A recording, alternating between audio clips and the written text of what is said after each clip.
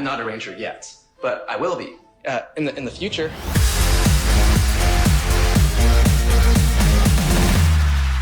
Once a ranger, Always a ranger. Hello, everybody, and welcome back to Once a Ranger. I'm joined with Akil and Nav, and we're talking about Birds of a Feather, Cleanup Club, and A Bad Reflection on You. So this is immediately after an epic 2 episodes of The Green Candle, and it kind of was, I'm going to say, a whiplash. Going back to the original, but also very nice. Like, I quite enjoyed going back to the original form of content. What do you guys think? Let's start with Birds of a Feather. Okay, so speaking of going back to the original forms of content, I don't think we got that in Birds of a Feather. So over the past week or so, I've been watching old episodes of our show to see what we're sort of talking about. And we fell into, well, I guess Power Rangers fell into the pattern of the kids are having an issue, Rita latches onto that issue and makes a monster about it. But then when we've come back after hiatus, all of the pre-monster problems are just martial arts related. And everything that they did was martial arts. So we had like a Green Ranger martial arts episode. We had a Red Ranger martial arts episode. Now we have a Black Ranger martial arts episode. And there's no like Rita's not invested in their conflict because their conflict is just martial arts. Yes. So I found that was, going through that trajectory. But then we'll talk about later in the next episode, they return to form in Cleanup Club. In a way, yeah, you're right about that. I'm not going to discredit that at all. I also just think this is bad back to the original form of content where we are just no longer Tommy and Jason focused. Despite it being a martial arts episode, we get to see Zach, and I miss Zach. I said that in the last episode.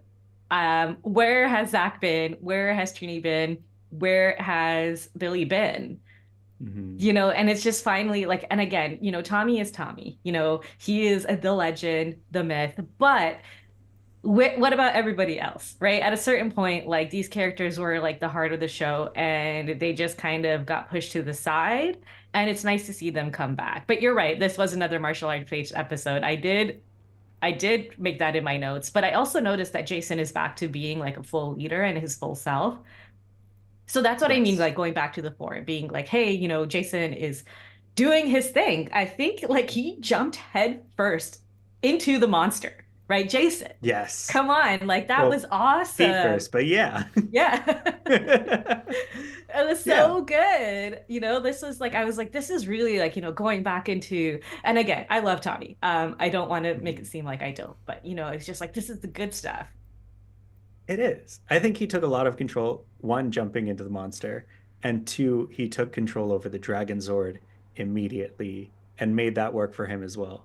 So I think he's, not only is he resuming his role as leader, but he's also growing to fill that dual leadership. He's taking on the role of two leaders now. Yes. What do you think, Nev? Yeah, I agree with both sentiments. Probably more in line with Akil though, because this episode in particular, it was 99% action. Like it was Zach and his karate student for like the first 2 minutes of the episode. Then they get called, and it's not even like a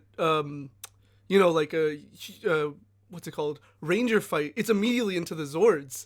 It just immediately there's a big monster attacking, and they just jump into the Zords, and then it's just fighting, and then Zach, comes back at the end and is like, "Hey, sorry." And I was just like, "What is this episode?" Like, I mean, out of the three, this isn't the cleanest one. I mentioned before the third one is my favorite out of the three, but this one, okay, this monster is pretty hefty though. You have to admit, like this is why they went straight into the fight, because when I saw this monster, I'm like, this is a good one. This is a good monster. Yeah. I had that in my notes as well, what Nuv was saying, because they immediately go into their Megazord and then they say, I think we could use some help. They haven't fought the monster yet. Right. I think we could use some help. And then initially the Dragon Zord did all the fighting and they sort of stayed on the side until the Dragon Zord was captured. So it was a lot of action, but also they didn't do a lot of action, you know? Yeah. And how come Rita can so easily manipulate the dragon sword? When did this happen? And why didn't she do this before? Yeah. There's like Rita, she's like, oh, that's whatever. I don't care that the dragon Mhm. sword is there. I can like slow it down. Yeah, I had that in my notes. I was like, well, why haven't you used this spell before then, Rita? Like, all these times you've been crying about the dragon sword, but all of a sudden, don't worry, I have a spell. Yeah. Where Right. was that all the time? When Tommy was there, and actually a threat versus like Mhm. Jason, which I also was surprised that he could access the dragon sword. I guess it makes sense, but I didn't expect it. So when he was like, oh, I'm going to call in dragon sword, I was like, oh, okay, that's cool. Yeah. Which For- makes you forgot wonder that what was was the handed point of the over. Tommy. Because that's all Tommy did was show up and call the dragon sword. Yeah. So I'm gonna headcanon here a little bit. Maybe because Rita was controlling Tommy and Tommy was controlling the Dragon Zord before, Rita couldn't capture the Dragon Zord. Maybe she was canceling her own magic out. But now that Jason is in charge of the Dragon Zord, it's a little bit disconnected from Rita, so Rita can cast a really cool looking spell on that dragon. I really like the graphics of that spell. And This fight was really good. I mentioned that before. and the But dragon also- sword, and the dragon sword do the same pose that Tommy did, where it's just like this. Yes. Oh my Yeah. God, right? Like Yes. when they're causing the change, that was so funny. Mhm. Yeah, and the visuals of the dragon sword falling over, like there was so And much. getting This back was a up, good yeah. fight. Yeah, getting back up. This was a good fight. It could just be Rita is like Zordon, where he's kind of just like making it up as she goes and trying stuff. And she's just Mhm. trying to play it off as like, oh yeah, like I always knew what I was doing, but she actually really doesn't know what she's doing. Yeah. That also is another headcanon. So There's that a- was the one consistent you mentioned Zordon, because I was looking for some sort of thread, right? Because usually there is a connecting element to the human, issue and then the ranger issue. And Zach starts the episode with like, you just gotta have confidence in your skills to a student. And then when they go to Zordon, who they get called back for seemingly no reason. Like it was just random. This was a weird choppy editing of it. Just seemed like, I don't know. They got attacked in the Zord, but then they cut to Zordon Alpha and they're like, we need to call the Rangers, and then they call the Rangers back. And I was like, Yes. you just interrupted their battle? Okay. Can I put a little asterisk in what you're saying because it's related? Sure. They also changed their human clothes. Yes. Completely different outfits. Yeah. So that's why I was like, wait, so they didn't get hit out of the Zords. That sometimes happens where they get knocked out of the Zords, then they go back to Zordon. But no, it was just like in the middle of battle, they just get recalled. I was like, okay, that's a little weird. But yeah, he says the same line. He says, because Zach asked, like, what are we supposed to do? He says, have confidence in your skills. I was like, is that what this is all about? Like, this is the whole theme of the episode? Thanks, Zordon. That was like the most useless advice you could give me. Well, Like, okay. I'm in an the next ardent- episode, he gives even more useless advice. But we'll get to that. I'm an ardent Zordon defender. Yeah. But that was so bad. And it's like the epitome of like when I joke with my brothers about Zordon, of like, he just says some vague, seemingly vague, wise statement, but really it means nothing. It's like, why not give us new weapons? No. Confidence in your skills, and you will win the day. Or a new Megazord. No. Confidence in your skills. And you know what? Jason took that to heart. It's true. Jumping He did. feet first into that monster. Man, He okay, was so confident. that fight between the heart, what was it called? The Cardiatron. Cardiatron.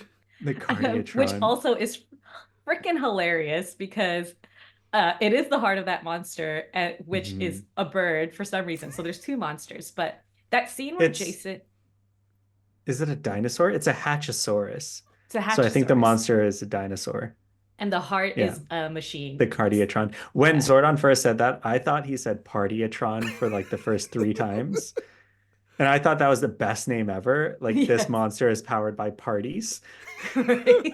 But no, it's Cardiatron, which makes sense. Yeah. But that scene with Jason, he's completely tied up and he's like continually playing the flute. I thought that was neat. Like, I know that sounds stupid, but I love that with his whole heart. He's like, Yes. I am going to play this flute. to the point where it breaks Rita's spell. Like, and it's like continuous. Like he's just like tied up and he's just like playing the flute. So good.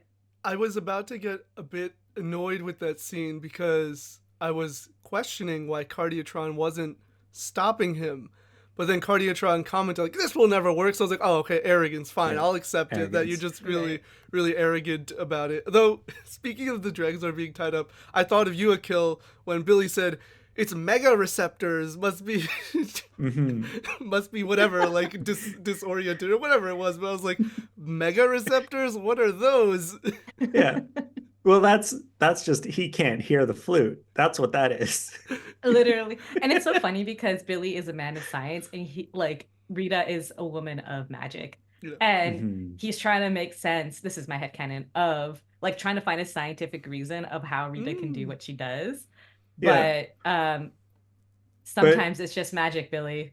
Yeah. We as the audience know that the Dragon Zord is literally just tied up with pink magic with Japanese characters inside. Right.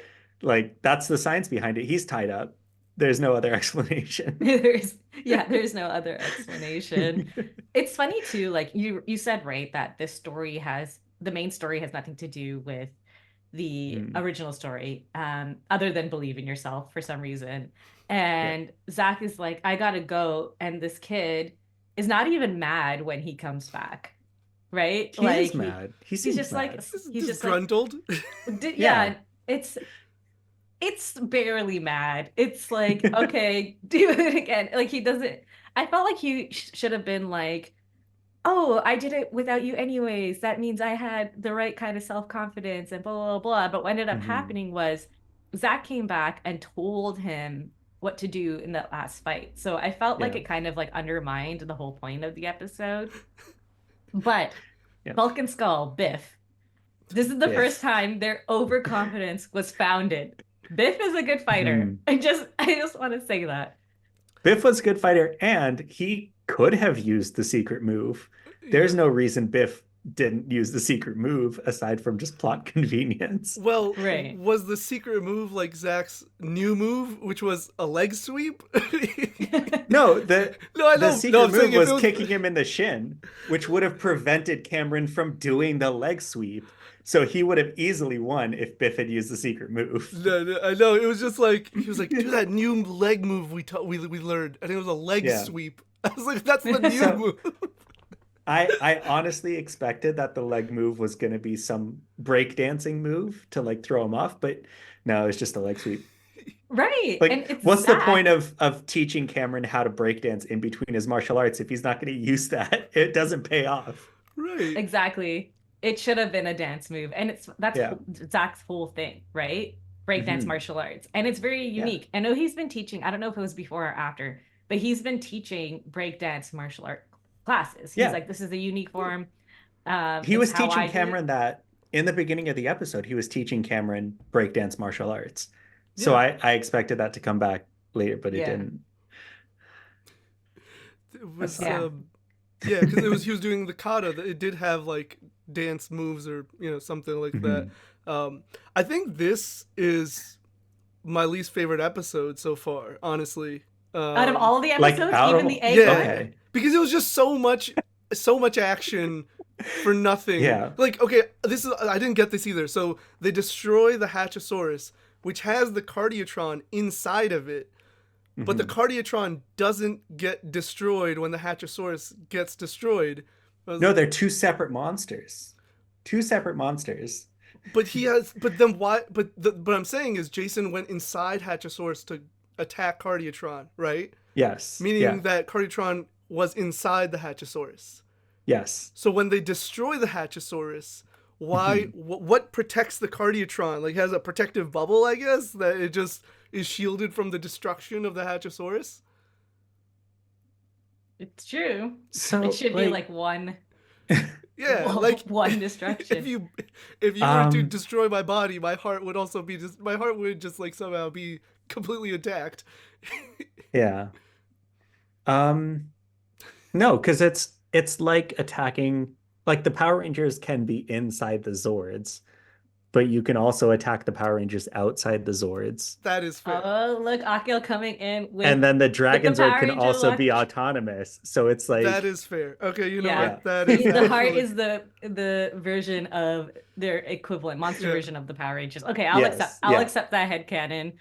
But one other thing that was really no, funny yeah. was sorry, no, go ahead before I move to something else. No, go ahead. Go ahead. It was funny when Jason finally got it out of the Hatchosaurus and fighting it.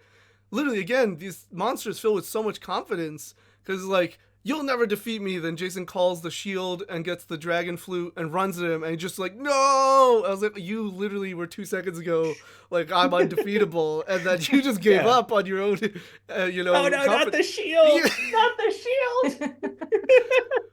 I mean, it does look amazing. I'm so glad. I forgot that Jason gets the shield, actually. I remember just from that one episode where, like, they do the teamwork thing. That was the only time I remember him getting it. So now me watching it, I'm like, oh, he uses it a lot. That's great. Yeah. Well, he Jason got really it- like using all his utilities in this episode. Because giving it wasn't all. that the big deal at the end of Green Candle where Jason got the shield?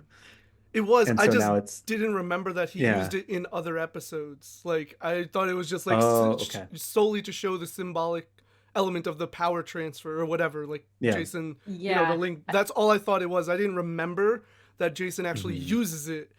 Right. That's why we're rewatching these episodes. This is the purpose. Yeah. I know a lot of cosplayers definitely do the Red Ranger with the shield things. I've seen that so many times. So it is an iconic look, but Yeah. you're right. I wasn't sure how many times he did actually physically use it in battle because there is like such a short time where he has it too. Right.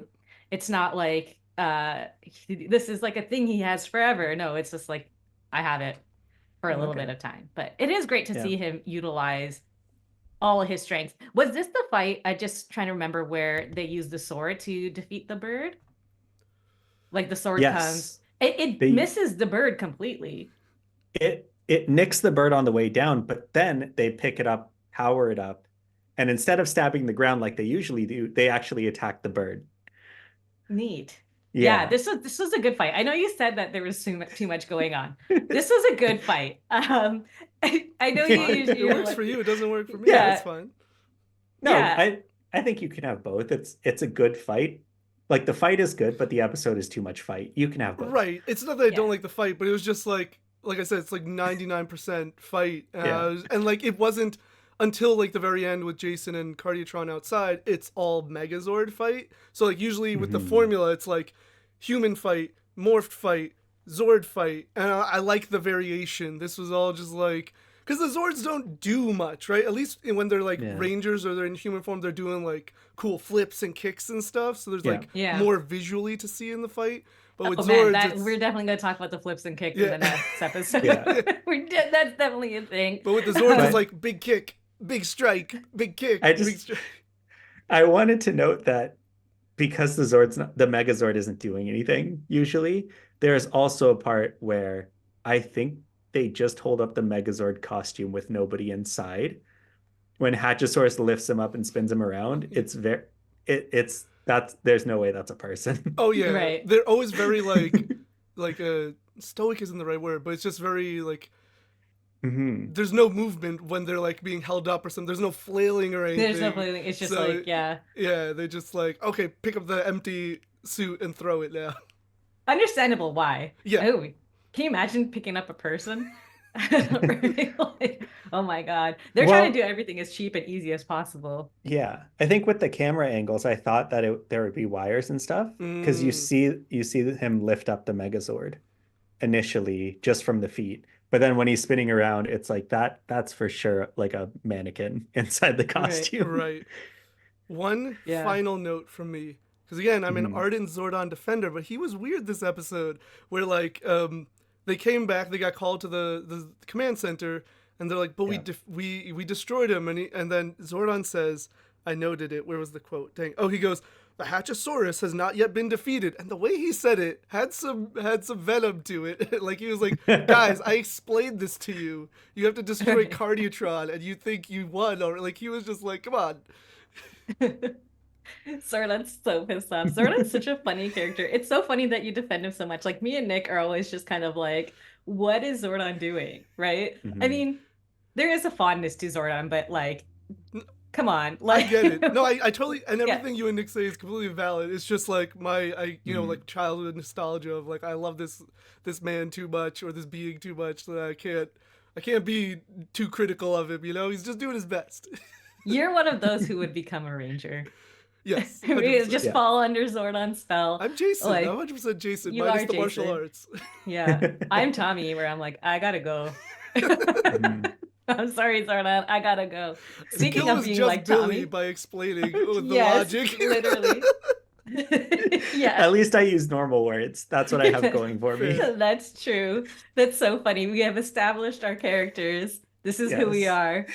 But speaking of being like Tommy, Biff reminded me of Tommy because he showed up and is like, look at my moves. And then did the almost hitting. And Bulk and Skull Mhm. were probably like, Tommy used to do this to me all the time. Can you do that to them just to show them how it feels?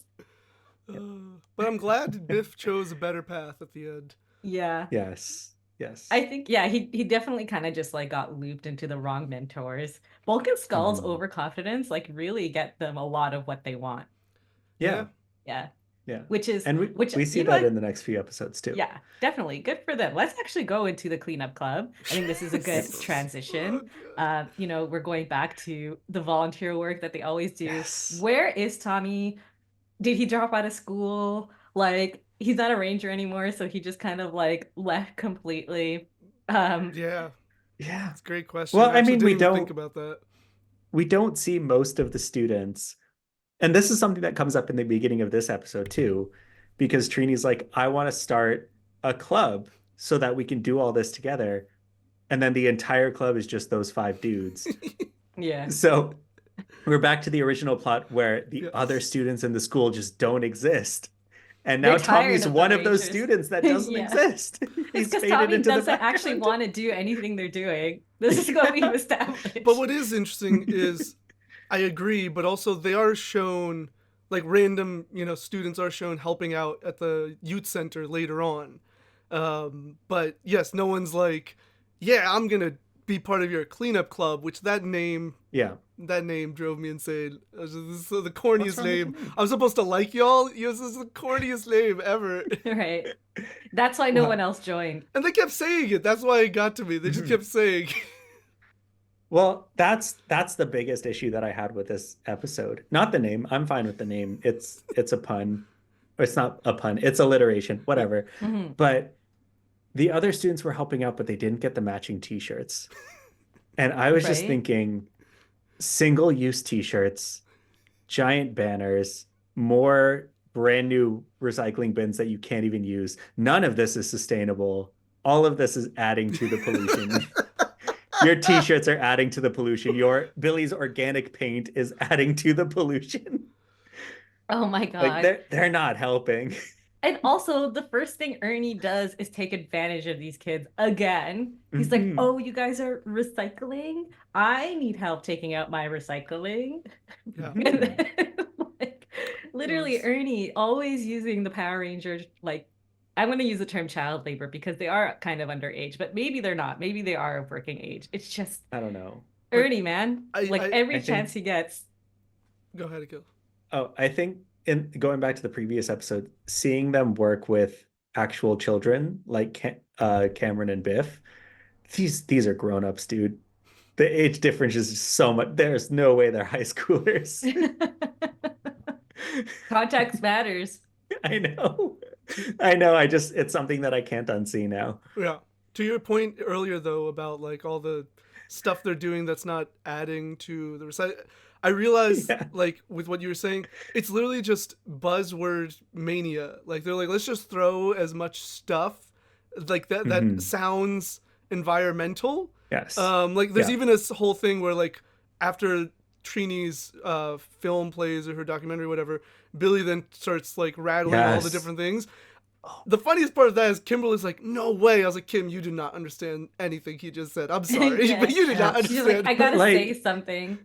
But what Billy was listing off were like things that I remember from my Time for Kids magazine that Yeah. they made us read in school. It's like, oh, the ozone layer is a big problem.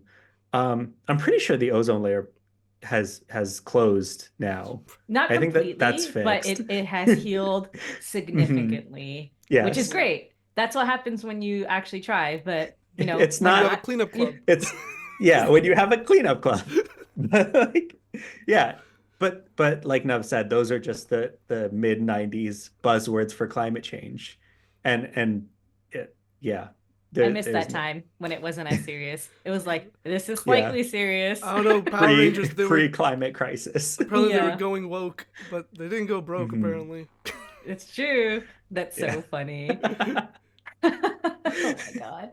Well, they had like, multicultural cast when it wasn't normal to have a multicultural cast, 100%. and it also is very like forward in terms of like lessons learned and whatnot. It really was like, And Yeah. even with the like personalities, right? Like they made, Kimberly is a Valley girl stereotype, but like she grows beyond that. But then Trini isn't just that too, right? Like she's a different personality. Zach, everybody's a different. Yes, they're like a lot of 90s especially stereotypes, Yeah. but those characters Yeah. grow beyond it, and they're also just there's more to them. Like we talked about this I think in the first episode of the podcast, with the first episode of like, yeah, Billy clearly starts off as a nerd, but he's from the beginning working to improve himself by taking martial arts and by doing other things. So it already was stepping out of those like stereotypes or those ideas they created with those characters. So it's always been progressive. Definitely. I actually did make a note in the next episode, just jumping ahead. Billy is wearing this like tank top and you see he's muscly, right? Like I'm like, Billy is muscly is like one of the notes that I wrote in there specifically. So I'm glad you brought that up. And also like moving forward Trini is Asian TM in this, but when we get Adam, he's just Korean. So I think it really is like they're kind of like learning their lesson that way. It's like kind of them figuring it out. And same with Zach. He still has some stereotypes about him, like the breakdancing. He had a big wooden Africa necklace a few episodes ago with his like kente cloth. So he's always wearing like red, black, green a lot. Like he has like the different clothes that So, but maybe that's like more like as a character, him representing what he feels is his identity. So it's funny when you're talking about the fashion of this show, because I did make a note here as well, and in the next episode. So there's a scene where Kimberly puts the trash bag in her pants, and she's just like wearing the trash bag in her pants. And then in the next episode, I don't remember who it is. It's one of the guys. They just have like a towel, the same size of the trash bag in their pants. And I'm like, is this like a 90s fashion thing that I don't remember? Because, we're children. I'm like, it's so interesting that they did that. Yeah. Yeah. Having towels in the pants is a fashion thing. Having bandanas sticking out of the pocket. I think that was also co-opted by the queer community. Yeah. But then the trash bag in the belt or the trash bag in the pants, like all of the custodial staff that I saw growing up at school did that just because it's convenient. I don't know if it's a style thing, but that's just what was around back then. But interesting. Yeah. Their t-shirts also didn't match their pants. Like the color, there was definitely a clash going on there. You think like Kimberly would try to figure it out a bit better, but I like that they were just like, everything goes with green, apparently. Like, like, because all of them had to wear the pants of their color, because you have to have some color. And since they're all wearing the shirt, and we have to know they're part of the cleanup club, then they had to just make everyone have pants of their color. And I was like, okay, of course. This episode, it's true. The pants, that kind of like, I don't know, it was just jarring because they also picked a very like specific type of green that doesn't match anything. It's like a forest green. Yes. Yeah. It's not really even like the eco green that we have now. It didn't even go with the yellow. And that's how you know it was a wrong green, right? Green and yellow are supposed to go together. Green and blue are supposed to look good together, right? It just like green and didn't pink, work. Green and red. I mean, all of them should actually work together. But it should have been like Tommy's green, not Forrest's green.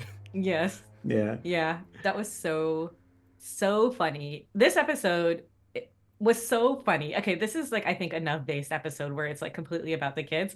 I was like, when I was watching this, I'm like, Nuv is gonna love this episode. 100%. Yeah, especially so like there's so much stuff going on with these kids. we mentioned the flipping, right? The karate, I know where you're going. recycling, the flipping while they're doing the cleanup. So good. I'm like, there's no point to this, but I love that they're doing this. It's just the most ridiculous thing I've ever seen. Can you imagine taking a walk in the park and you just see some kids flipping while throwing trash away? I'll be like, kids these days, they're flipping and recycling. The worst part is I can imagine that happening today with like social media and TikTok and stuff. I Sure. can't Yes. imagine that happening in 1993. Yeah. Right. That is so funny. Power Rangers ahead of its time. Mhm. Though Akio, a little special treat for you, Billy analyzing the pollution in his little bottle. No, don't. What are you gonna say? Because I have beef with both Yeah. those scenes. Well, that's her point. That's my point. She's making a joke, yeah. Yeah. Yeah. He's Yeah. like, let me take a soil sample, is what he said. And then he takes a blade of grass with no soil on it. And he's like, well, that's completely polluted. No analysis, no, like, there's no indicators in the vial. He just puts it in. And then, what's worse is that after they clean up the trash, he takes another blade of grass. Maybe it's the same blade of grass, puts it in. He's like, okay, we're good now. The pollution's gone. Just from there's cleaning no up the way- trash.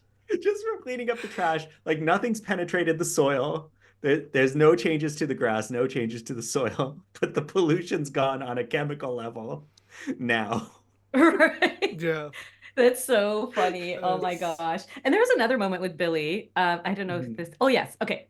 Billy goes to the command center. There's a bunch of stuff going on with the monster. And they're like, Billy, you got to analyze this thing. And he doesn't. First of all, Alpha is already printing out the analysis. He picks it up and goes, according to my analysis, Billy, it's not your analysis. You did nothing here. He I also... have- Sorry, go ahead.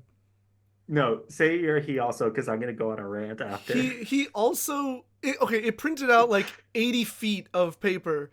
He read the first two lines, and apparently that's where the data is, and like nothing else needs to be involved in that conversation of this like thing that wrapped up Alpha. Which before, also, Billy says, whatever something happens, and Zoran says, "You do the analysis. I'll inform the others of what's going on." I was like, wait, why is there this separation? Like, why did you Right. say it like that? Zordon's all over the place. Go That's ahead. that's exactly what I was going to say. One, sorry, Zordon, but saying this monster is too powerful for you, I'm going to bench Billy. That's not the way to go. Literally. And And what does that say about what Zordon thinks about Billy? He's more useful in this in the command It's center. more useful reading the first line of this like 80-page of what appears to be thermal paper, so you can't recycle it anyway, which means that it's less environmentally friendly. Defeats the entire purpose of their recycling because they have 100 pages of unrecyclable paper. And then, yeah, like you said, he reads the first two lines and then, yeah, it's just, he's not. And his conclusion is that the horn that the camera keeps zooming in on and glows every time the poluticorn attacks anyone. Oh, he's getting energy from the horn. Yes, Billy, we know. We followed along this far. We know. Oh my This God. episode had this episode had no fight really, so it's like complete opposite of the last episode. But yeah, that horn, did he even really pollute at all? Like he kind of just showed up and kicked some stuff. He had did. toxic winds, quote unquote, toxic Mhm. winds. Right? That's when Um, acid rain was a thing. I Yeah. actually thought he was going to be this like formidable villain that was doing stuff like maybe not acid rain, but something like that, polluted, Mhm. Rain, water, something. I thought there was going to be like toxic sludge or something, and it was just like flapping his wings and wind. And I was like, oh, that's disappointing. So, With a name like I- Poluticorn, I thought you would do more. Right? More I pollution. will note, because this is combining the American and the Sentai, when Poluticorn shows up, the Power Rangers are transported from a nice, lush green field with a little bit of trash to a completely brown, dried out, dead field to fight the Poluticorn. Right. So that worked. As soon as he showed up, all the grass died. At least I got that going for me. Yeah. Oh man. That's so funny. In my head canon, so it's a bad monster because Rita just saw them like doing their thing and they're like, oh, I gotta think of something to like mess this up. And she kind of like threw a poluticorn together. Dang right. That's my head canon. I'm like, this is not your best monster. Goldar is like, don't worry, we can keep it's like Well, that's Goldar. exactly what she did. She even said Yeah. she saw they were cleaning up. She's like, well, now I'm gonna pollute the earth. Right. But this is also the second cleaning up pollution episode. Yeah. Right. And this one is significantly less good. This is significantly less. What was the last one? It was like a toxic sludge monster, right? Yeah. Yeah, don't that's way remember better. It's like episode 2 or 3. I didn't remember if it was earlier or behind because I didn't want to jump ahead, but I did remember there being an actual serious pollution problem.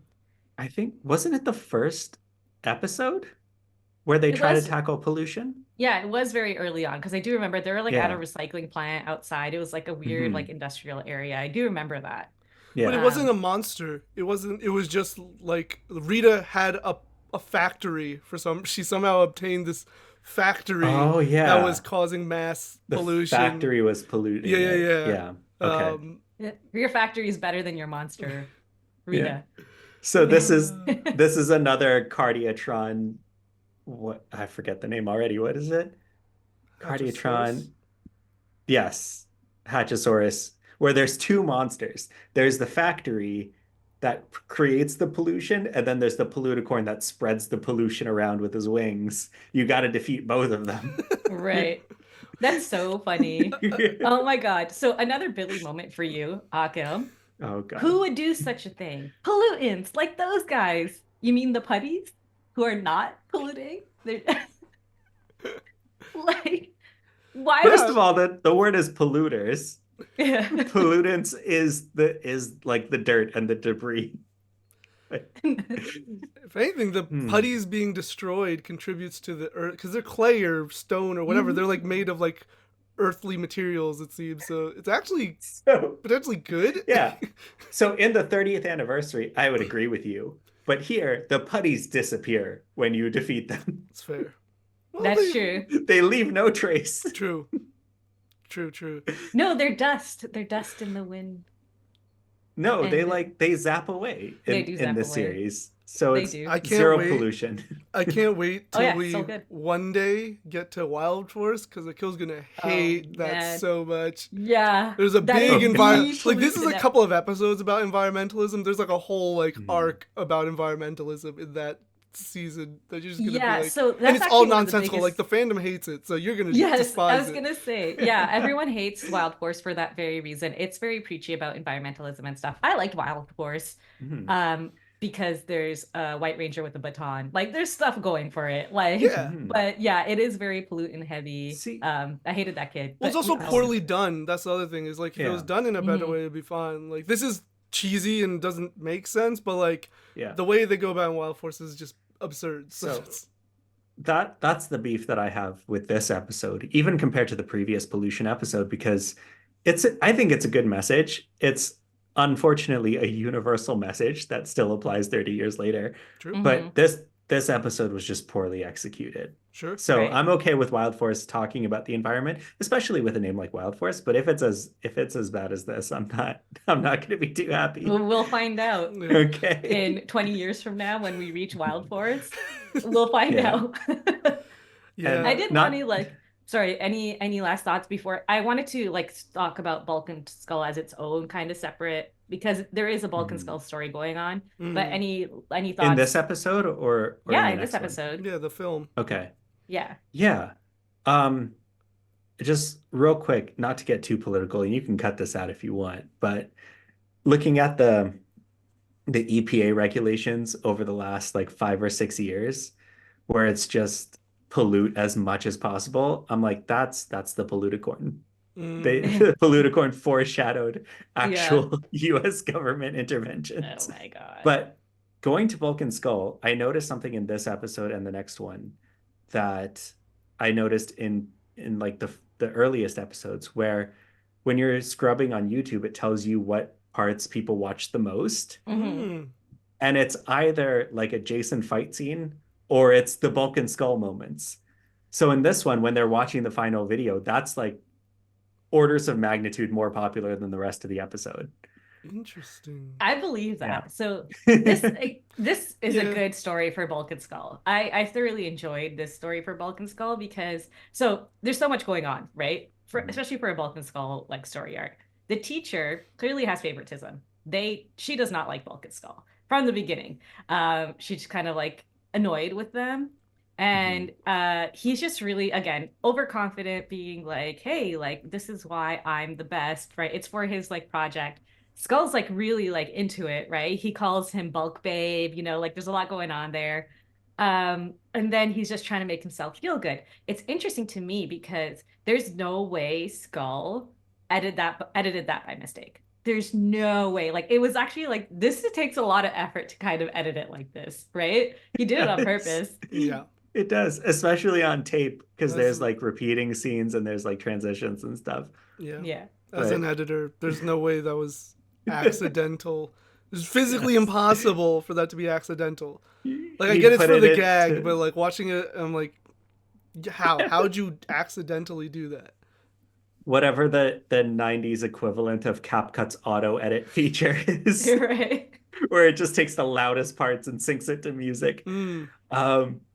But yeah, there was a moment when they're going to the gym. Actually, before I get to that, Minhas, you said that the teacher doesn't like them from the start. Yes. And obviously, like, there's probably some backstory there. Like, they've been menaces the whole series. Mhm. But then when we see the final edit and they're like making fun of the teacher to her face and being mean to her, I'm like, okay, then yeah, maybe the teacher can be a little bit annoyed because they were annoying her that day. But going to the gym, No, but that there's day like, Bulk is like, she's the best. And then Mhm. Skull edited it to say she's not. Right. oh, And okay, even yeah. before the video, she rolls her eyes and she says, this ought to be good. Yeah. Yeah, because Right? she's had to deal with them. She's You're had acting to like deal this with is them. their Yeah. first day in class. Yeah. This is And they show up late running around with a video camera. You know I would what? be Yeah, exhausted no, I immediately. agree. I you're agree. you're, It's you're a just Balkan funny. Skull defender the way I'm a Zordon defender. know, I Zordon get it. defender. I get it. It's true. I like, and Akil's still like, when are they getting good? Right? Yeah. Just like, because I'm like, they get good. They get Uh, good in the next episode, which we'll get to. But even in this one, there's a moment of vulnerability in the gym that I really like. Because like Skull wants to participate in the workout with Bulk. mhm. And he has this little moment. He's like, oh, I thought we were going to do this together. And I thought that was really sweet. Like a little peek behind the curtain of how they feel about each other. Yeah.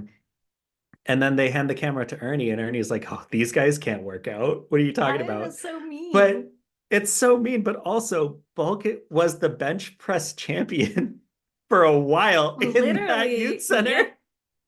Like, of course they can work out. You know this, Ernie. Yeah, like that's what I mean. I feel like at a certain point, like people are, I mean, again, at a certain point they deserve it, but at a certain point they Mhm. don't. Like when Tommy Yeah. and Zach were like, everybody come look and point and laugh at Yeah. them. We're like, Yeah. oh, well, like when do they ever work out? Like stuff like that, where it's like, hey, Yeah. maybe not so much, maybe don't do that. Yeah. They're stepping in it on their own enough. They don't need other Mhm. people to kick them while they're down. Yeah. But in that scene, why did Ernie take their bullying? You're an adult, Ernie. They were just like, just film it. And I'm like, dude, you're an adult. You can say no. These are children. Well, he's not recycling anymore, so he has extra time. Right. Yes, he's not moving a recycling bin a little to the left, then a little to the right, keeping it in the same spot the entire time. Thanks for the help, Kim. Oh my god. Literally, that's so funny. But like what you're saying is true, Akil, where it is really nice and interesting to see Bulk and Skull kind of like the relationship between them, because it's always been Mhm. kind of like why does Skull kind of tolerate that treatment? I think I don't know if it's in the show or it's headcanon somewhere else, but they're childhood friends. They live together or Yeah. something.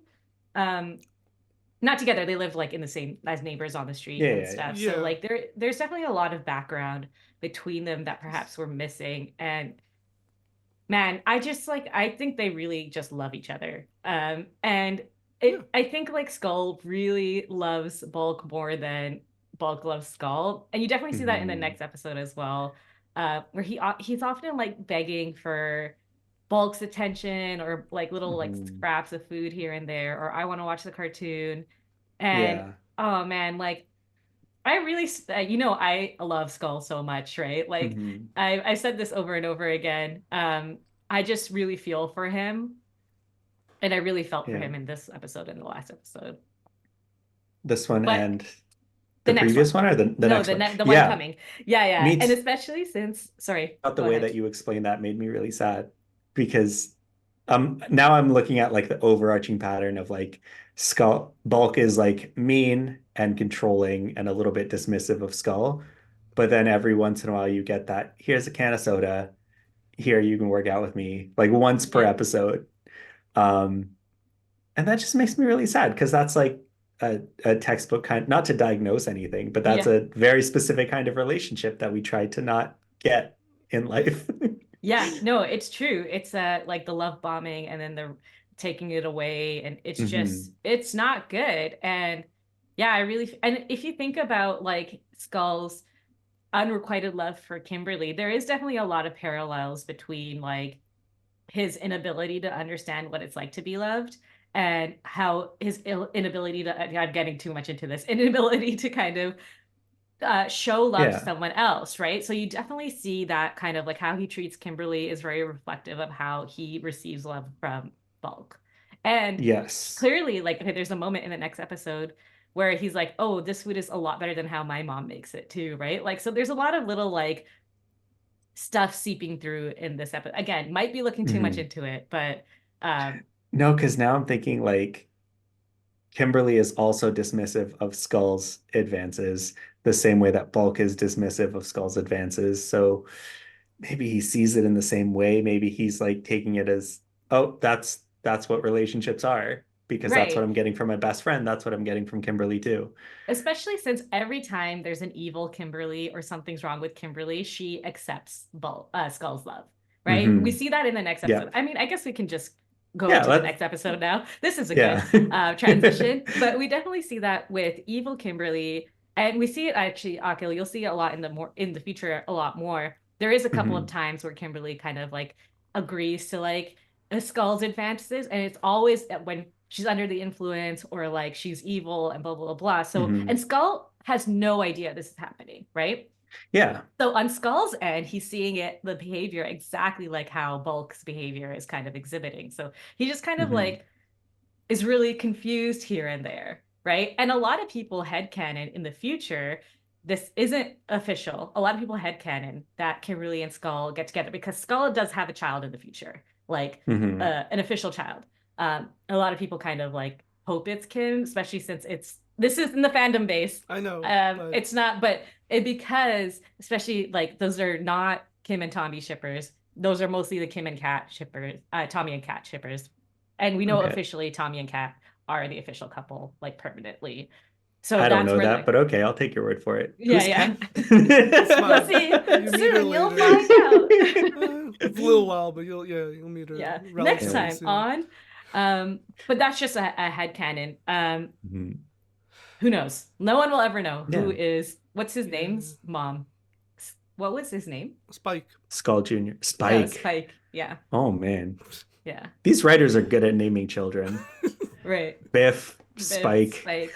Yeah. Yeah. So it's not like a huge, I'm going to say it's not like a common wide thing where it is Kimberly is Spike's mom, but there is enough of a little kind of narrative Yeah. there. I will say No, to I can see that. to both of the whole conversation around Skull. This is why I feel more for Skull than I do for Bulk, because I think Bulk brings it on himself, and you can argue the response by the Rangers and stuff like that. I know that's like up for discussion, but Bulk does at least instigate in some way or another, whereas Skull is always just like tagging along with him, but then he's also being bossed around and mistreated by Bulk, and then he also gets face plants, he falls into mud or into the cans, which also going back to last episode, like the second I saw them, like you don't set up a tower of cans and bottles like that unless you want someone to fall on them. To fall into it. Like, Yeah.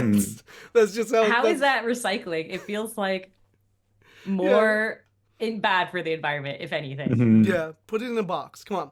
But literally do karate chop it to crush it down or whatever. Yeah. Like that's more effective than the tower of cans. Yeah. So I do feel more for Skull than I do for Bulk when like things happen to them, because he's kind of just it affects him just by association with Bulk. And funny enough, he laughs along with most of it though. Like even when things happen to him, if they get hit with a pie, whatever, he laughs, and Bulk's the one who was like upset about it. So I find that really interesting about Skull. I think there's a lot about Skull that I wonder if they explore in the comics, because he seems to like it feels like there's a lot they could do with him that isn't necessarily explored in the show. Right. No, definitely. Yeah. I think we're more Skull defenders than Bulk and Skull defenders. You know, now that you say it out loud, I think that's true. Because I love Skull. And you know what? Sometimes I just like to dress like in the fashion sense that he has, because A+. He definitely knows how to dress. Last week I even put together an outfit and I'm like, oh, don't I look like Skull to my sister? It's one of the episodes that we're watching today, but he is not wearing the hat that he usually wears. I think it's the third episode. In both episodes. And I was like, is that a wig at first? I was like, his hair is very black. Yeah. But then in the next episode, he has it like also up. So I'm like, it's not a wig. It's actually his hair because of the way he wore it. But yeah, it does look really good. It looks really good. Yeah. It's a well-dressed dude. He is a well-dressed dude. His mannerisms throw it off, but that's just part of the character. That is part of the character. But Nuff mentioned in passing that like he gets hit with a pie and he laughs it off. And that was probably my favorite moment in this episode, because Bulk throws a pie at him and he says, "This is better than Mom makes, thanks for sharing." Yeah. And I'm like, that's the best thing you can say in that situation. Skull is the best. He's so funny because he just wanted food, and then Bulk gave him a soda, but then he also did that thing with Kimberly, which I think he thought is, I'm not gonna excuse that behavior. That was weird. Where he chased her around with the soda to kind of spray her with the soda. But yeah, I can see where that's coming from like a children's show perspective. Like he sprayed himself with a soda and then his Kimberly, whatever. Yes. But it's in real life. Don't do that. Yeah. Don't spray. Don't do that. Yes. Don't do that. Kids and adults watching. Yeah. Well, they're supposed to act like kids because kids are the ones watching. They're not supposed to really be acting like teenagers. They're supposed to be acting like how you want the children to act. And that is a very 100%. Like. This episode in particular, with like I know we're going all over the place with this episode, but like the counting and I was just like, okay. I love the counting. That was a good trick too, because they're just like, close your eyes. And I like that they just went along with it. It's funny. I love that. I love that they got stuck on the numbers. And they're like, and it's like a multi-layered joke of like, one, they don't know numbers, but then you realize later that they still can't hear each other. So they're not even trying to count down from each other and going like 7, 8, 7, 8. They're doing their own countdowns, and it's just taking them that long to process. Right. They covered their ears and they're like, let us know when we can stop counting, because they actually can't count down. But you won't be able to hear them if they did tell you to stop. Yes. The whole thing is so fun. I love that. And they're like, we gotta find them. They don't look outside the room because they know it's impossible to leave the room, and they're looking in the cupboards and stuff. So good. That whole thing was so good. So good. I think just from like jokes and gags and stuff, this episode was my favorite of the recent episodes. Yes. And I like the lunchbox gag where he's pulling everything out of the lunchbox. Yes. I feel like they used like a hidden compartment and did that practically. Billy says evil Billy says pasta la pizza baby. Oh my god. Which I thought was amazing. What? The Evil Rangers were so good. So the last time when I was talking about like somebody has to be like the Rangers are a menace. This is the pinnacle episode of that. But they do get you know, They get redeemed. Yeah. redeemed. But I did notice in the Exonerated. last episode, yeah, they get Exonerated. in the yeah. last episode they said, "Oh, don't worry, no one was hurt." But in this episode they didn't say that. They said they're reaping destruction Yeah. on Angel Mhm. Grove. So that was definitely interesting as well. Like Yeah. how many did the fake Power Rangers like injure or kill? And But going, Yeah. going back to Kill's comment from, I think when we were talking about the other episode, where they walk in with bolt cutters and Yes. chains or whatever. Yeah. they And have. wrenches and like a whole like I don't even know what it is, but that chemical that they put into the water fountain, a whole Yeah. like Right? fertilizer bag of that. Like, oh, that's I You was. can't I do wrote. that They were anymore. having. They were definitely having so much fun playing that version of them. Yeah. Because like it's for different, sure, right? It's not for sure. goody good. It's not just like, yeah, we'll save the day. It's Yeah. just getting yeah. to really. Do you know how they're evil? They wore sunglasses and chewed gum. Yeah, Those are Sunglasses telltale. indoors. and gum That's chewing. telltale sign And of gum evil. That chewing. even when Billy and Kimberly were evil episode, that's also they Mhm. also did that. I wish Yeah. they didn't actually keep showing like the Jason's glowing eyes. 'Cause I Yeah. was like, we know they're evil. We got the gum chewing and the glasses. We don't need to see the Right. eyes glowing. Yeah. I think Yeah. it's the same thing with Poluticorn constantly zooming in on the horn Yeah. as it glows. Like, this is a kid's show. You need to give them extra hints as to what's Maybe. going on. You're right. Right. Maybe. Do you know Fair how point. evil Kimberly was? She said yes to a date. I thought, like, I know this wasn't the case going in, but I thought for a split second that there was going to be another kiss. Mm. Like, I thought she was going to kiss him for sure. Yeah. And she did. Like, she kissed the air in front of him, which is Yeah. pretty close. But, like, ooh, the chemistry that evil Kimberly, Putty Yeah. Kimberly, and Skull had in that moment was palpable. Yeah, I mean that's why I'm saying the Skull and Kimberly shippers, it's not made Mhm. up, right? It comes It's from not made up. somewhere. It isn't like oh man, there's stuff in the future too. Okay, we won't get into that. But Okay. All right. I don't know. there's just Yeah. some stuff We can that debate happens. that in a future episode. Yeah. I'll happily debate that. Yeah, I'm no, down. it is fandom based. Like the fandom really is Yeah. projecting it a lot more than it is. Like I'll 100% accept that. Listen, I'm not in under any delusions here to think in actual the Power Rangers universe this is the thing, right? Don't worry. Are you not that? I can't, dude. Billy said this line, and I was like, wait, they really put that in there because I forgot what Skull was doing or something. And then Billy goes, even Skull's not that mentally deficient. I was like, bro, Yeah. are you Oh my serious? god. Billy, I made a note. Billy was mean in this episode. And not evil Billy. Yeah. Regular Regular Billy Billy. was so mean. He said Mentally two things to Vulcan deficient. Skull. I was like, Yeah. Okay, but evil Billy, I would say, is less evil than regular Billy in this episode. Because the two things that he said was, this will hurt you more than it hurts me. Which is like, okay, it'll hurt you a little bit then, Billy. yeah. and then May not pasta la hurt you at pizza, all. which is Yeah. the best line in any Power Rangers show I've seen so far. Yeah. Because what does it mean?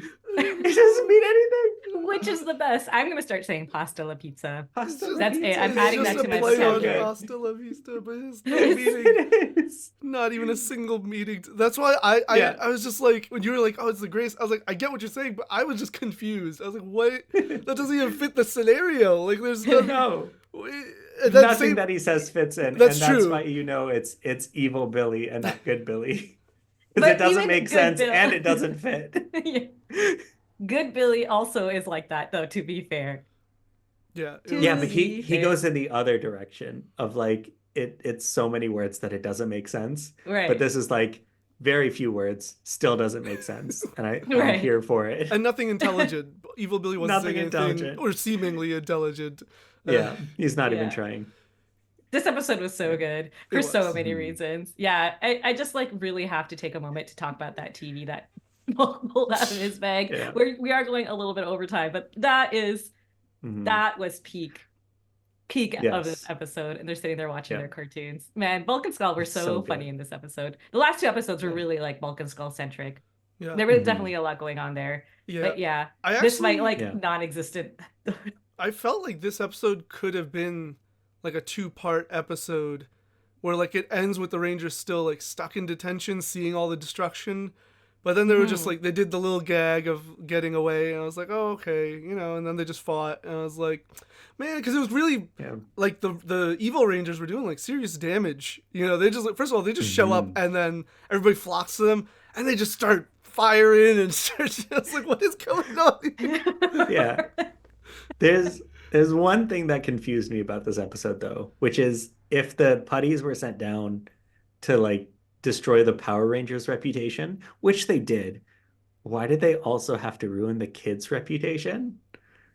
Like, no, Rita hates them. She's just like, I get that Rita guys. hates them, but like anyone looking at that is going to be like, hey, these five people that wear the same primary colors turned evil the same time that these Power Rangers in the same colors also turned evil. That's suspicious. I would never think that, though. As a teenager, if I looked at my classmates, I would never think that. Even though I think they're like fans. The 5 best, most well-behaved, always helping students got detention the same day that the Power Rangers ran amok on the city. That's not suspicious to you? I mean, no. Yeah. Like, if I'm gonna be honest, I was not very smart as a teenager. The cleanup club. And everyone around me also was not smart. If anything, I would think they're like fans. They're like super fans of like the Power Rangers. I'd be like, oh, these guys are like taking it a bit far, right? Yeah. See, I don't know. That's what I would think. I don't know if it was part of Rita's plan, because I kind of asked the same question, like, okay, why do they have to become the kids? And then they got stuck in detention, you know? So I was like, was that part of her plan? So that, like, they were stuck in detention, even though, like, obviously they got out fairly quickly, but it did give them that time to start causing havoc and problems. So that was the one in my headcanon. I was just like, oh, she was like 10 steps ahead of the curve. Like, get them in detention so they're stuck there, and then send them so they can cause problems. Like, that's smart-ish. That is actually smart. That's so smart, because she's tried to capture the Power Rangers in frogs, in cocoons, in other dimensions, in webs of magic. But the most effective way to capture the Power Rangers is to put them in detention. It's true. Apparently that really principal has like, he has like a Hawkeye kind of vision. He's in a meeting and he's still able to catch the students leaving. You're right. I forgot that he said he went to a meeting. And clearly he leaves them alone a lot, that like Bulk's mom knows to pack him a lunch and a television. Yeah, and that Bulk knows. And a dinner. And that Bulk knows that he can't leave. Like, that's how much he leaves them alone, that he knows he can't leave. Like, he knows that you can't leave, and he knows exactly when you'll be brought back. Literally. He has like empirical data down to the millisecond. Yeah. I mean, with that knowledge, he can figure out how to leave, but he doesn't care. Yeah. He has his TV and his lunch, right? Yeah. It's a He's vacation got for him. It was even labeled like his detention survival kit. Yeah, he knows. Oh, man, that's too good. This was a good episode. I love this episode. Yeah, really, and I will forever say pasta la pizza. I'll start saying it in future episodes, and you'll know what I mean. The like a chronological order of the episodes is also like the order of how much I enjoyed them. So it's like least favorite, second favorite, most favorite. Yeah, definitely. It's definitely getting better each time. Yeah, it was like fight heavy, which is really like Tommy era or like previous Tommy era episode, then classic, simple, no holds barred episode, and then just a really, really good spin on a classic. Yeah, I think. Yeah. Not to over describe it, but that's what I was thinking. Yeah, that's perfect. Well, I think that's a good way to wrap up this episode. Pretty solid 3 episodes. Next week will be, not next week, 2 weeks from now, we'll be back. In the meantime, I'm Minhas. I'm joined with Nav and Akil, and we'll see you next time. Once a Ranger, always a Ranger.